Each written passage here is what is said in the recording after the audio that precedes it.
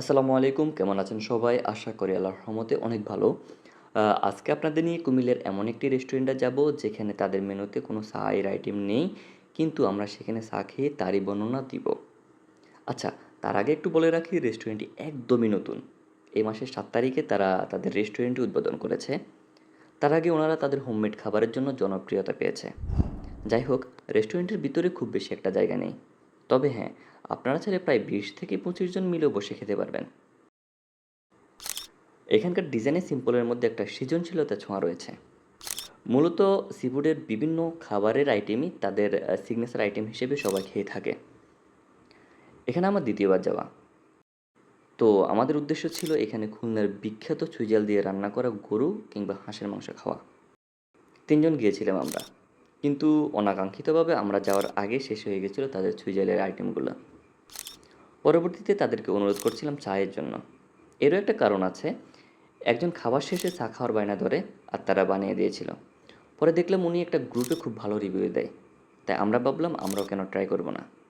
এবং আমরাও তাদের সায় পেয়েছিলাম। চায়ের সাথে নিয়েছিলাম টার্কিশ ব্রেড কিংবা পিঠা রুটিও বলতে পারেন। রুটির দাম ছিল 20 টাকা করে। তবে হ্যাঁ, চায়ের সাথে তৃপ্তি পাওয়ায় আমাদের এক্সট্রাও নেওয়া লাগে। চায়ের টেস্টের কথা যদি বলি, চিনির পরিমাণ ওনারা আগে জেনে নিয়েছিল। আমি অ্যাভারেজ বলছিলাম, একদমই পারফেক্ট ছিল। চায়ের টেস্টটাও দারুণ। অর্থাৎ ওনারা চাইলে ওনাদের রেগুলার আইটেম হিসেবেও চা এড করতে পারে। মানুষের কিন্তু ভালো চাহিদা থাকবে। কিন্তু মাস শেষে পকেটের শূন্যতা এবং ড্রাই হার্ড চা প্রেমী না হয় আমার কাছে দামটা একটু বেশি মনে হয়েছিল। তবে আপনি যদি চা প্রেমী হয়ে থাকেন, চায়ের প্রতি চুমুকে গভীর মায়া খুঁজে বেড়ান, তাহলে এই চা আপনাকে হতাশ করবে না, আর দামটাও বেশি মনে হবে না। আর হ্যাঁ, আমাদেরকে ওয়ান টাইম কাপে পরিবেশন করছিল। তবে ওনারা জানিয়েছিল যে খুব শীঘ্রই চায়ের জন্য তারা দারুণ কিছু কাপ আনতেছে তাদের রেস্টুরেন্টে। আচ্ছা, দামটা যদি বলতে যাই, না থাক দামটা নাই বলি, কারণ যেহেতু ওনাদের মেনুতে চা নেই। তাই আপনারা যারা যাবেন তারা যদি চা খেতে চান তাহলে তাদেরকে বললে তারা স্পেশালভাবে বানিয়ে দিবে। ও হ্যাঁ, বলাই তো হয়নি কীভাবে যাবেন। কুমিল্লার বাখারাবাদে এসে বালুতোপা রোডে অগ্রণী ব্যাংকের একদমই পাশে সিএনজির দোকানের সাথে তাদের রেস্টুরেন্ট।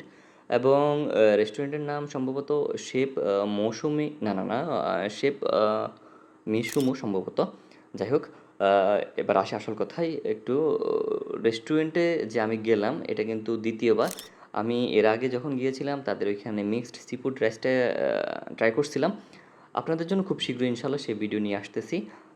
সবাই ভালো থাকবেন, ভালো রাখবেন, ভালো খাবেন। আল্লাহ হাফেজ। আসসালামু আলাইকুম।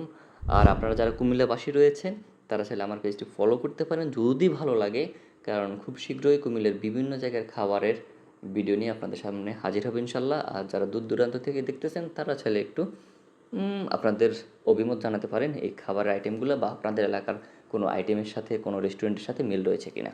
আল্লাহ হাফেজ, টাটা।